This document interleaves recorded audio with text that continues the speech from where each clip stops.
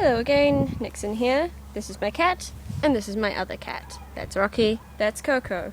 Anyway, Emin from the AWA, she was talking about having lots of notebooks, and that notebooks are good. I agree. Notebooks are good. Notebooks are very good. I need some more, because they're getting kind of full. I like notebooks. You might be able to tell. Yeah. Anyway, cat.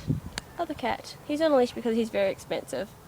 And we have this cat because we have friends in high places who gave us this cat. And yeah, people will steal him if he gets away, which is sad, but that's what happens when you have expensive cats. So, see look, hey, cows. I told you that they're cows that go there. Anyway, blank paging. Jake talked about blank paging. He decided that blank paging is completely terrible and that we need to destroy all the blank pages. I agree to a point, because I think that outlining completely can restrict your creativity. Because if you make an outline, outlining for fantasy is definitely vital if you're going to have a good fantasy novel, but outlining completely restricts your creativity because you completely stick to the outline and that's all you do. And if you have it so you do blank page it a little bit, is good, because then you still have your creativity and can change things.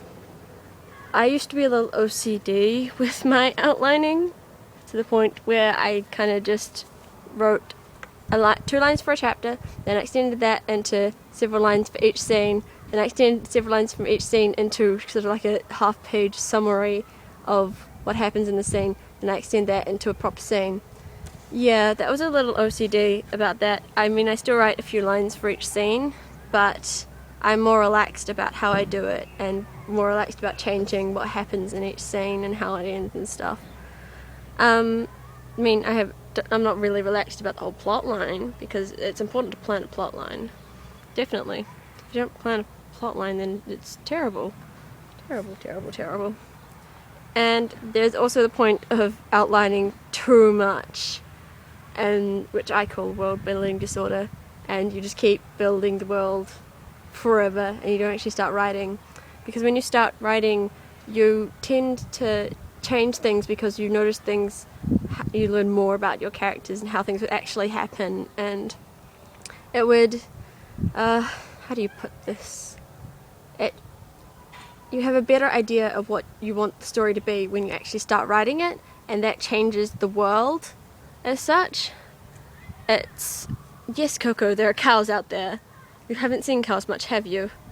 The cows are only there during around summer, autumn, spring. He hasn't seen them much because he was littler during the previous spring and stuff.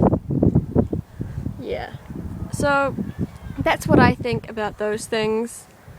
That's pretty much all